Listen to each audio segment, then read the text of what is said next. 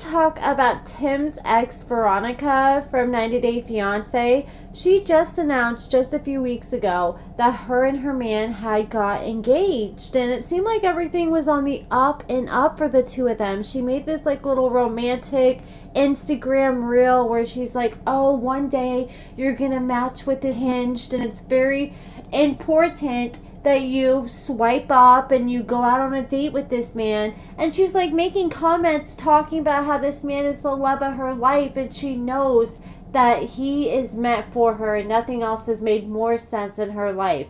Well, now the two of them have been arrested for DV. They're arrested early December 15th. Veronica was arrested and charged with DV, and her boyfriend Seth was arrested for assault on a female. They were both arrested. They only spent a few hours in jail before they both bonded out.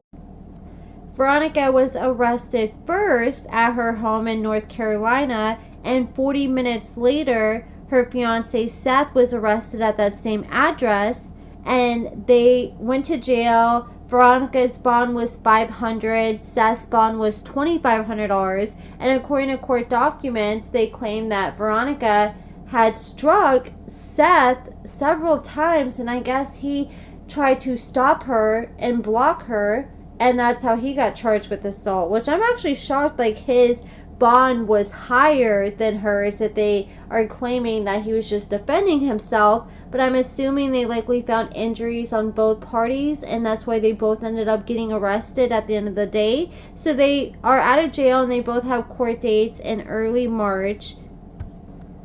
Okay, so I guess I missed this part. So it said that Veronica unlawfully and willfully did use physical force against Seth by striking Seth in the face, and Seth assaulted Veronica when he held/grabbed Veronica, causing scratches to her wrist and thighs. Okay, so they're both out now, and what I find interesting is, shout out to Sarcasm, because Sarcasm is always going to get to the bottom of some things. So they actually covered some of Veronica's past, and she's had some aggressive moments in the past. So she was actually, first she was arrested for a DUI, and that was just not that long ago. Oh, in 2000, well, I guess it was kind of long ago now, 2016. That's so crazy to me that 2016 was pretty much a decade ago. Time is flying by. But anyways, Veronica was arrested for a level 4 DUI. So I guess level 5 is the least severe. Level 1 is the most. So it's one of the more least severe DWIs.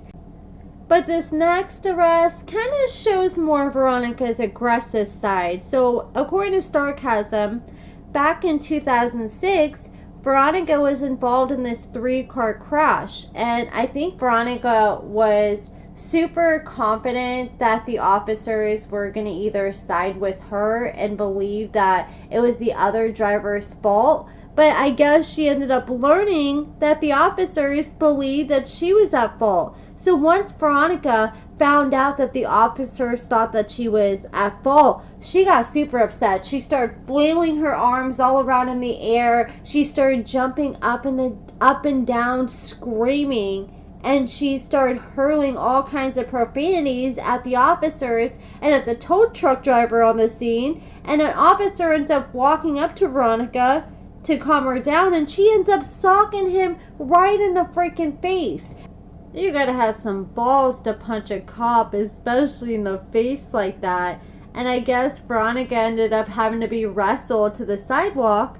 And then after she was wrestled to the sidewalk, one of the paramedics decided to come check on her and try to administer aid to her. And she ends up hitting the paramedic too. And so she ends up getting charged with 2 counts of felony battery of a law enforcement officer, 1 count of felony battery of an emergency medical care provider, and 1 felony count of resisting arrest with violence. What's crazy to me is even with all the witnesses on scene, there's a tow truck driver, there's an officer, there is a paramedic, and freaking all that craziness that happened, somehow, all the charges got dismissed. Veronica must have got herself a good old lawyer. And they ended up throwing out the charges, and she ended up being good after that. And I mean, maybe that's why she didn't really learn her lesson then, because she got away with things so easily. The guy she was arrested with for her battery case back in 2006 was actually her boyfriend at the time, and 10 months later she actually gave birth to her daughter Chloe, and that ended up becoming Chloe's father. A lot of people were bringing up back during the 90-Day Hunt for Love tell-all, when she came on stage, her eyes were very puffy. So after the tell-all, there's a lot of blogs that were posting her pictures and, meme pages, and there were a lot of tweets talking about it, to the point where she finally felt like she needed to address it. And she did say, yes, my eyes were very puffy because I ended up bringing the guy that she's currently engaged to out there with her to the tell-all, and I guess they were up all night fighting, and she had a really rough night and had to do the tell-all. And I couldn't even imagine, because I know the tell-alls are like 16-17 hour days, and after being up all night fighting, that's a long ass day and night. After all the blogs started posting about Veronica and her fiance's arrest, Jamal came out of the woodwork and he made a post and he said, no comment, but some of you owe me an apology.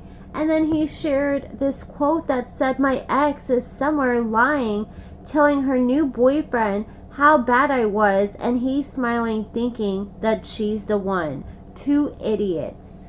And I don't know what he's really trying to say here. I wonder if he saw her aggressive side and that's why he decided not to get with her. But that's pretty much it, guys. Let me know what you guys think about all this in the comments below. I feel like she's like the 90-Day Fiance golden girl. They love using her in pillow talk every season. So I wonder if they're going to distance themselves from her now, because it seems like typically when cast members have DV charges like this, the network will just cut them out altogether and stop doing like any future filming or invite them to any parties in the future. But that's it for this video, guys. Let me know what you guys think about all this in the comments below, and thank you guys so much for watching.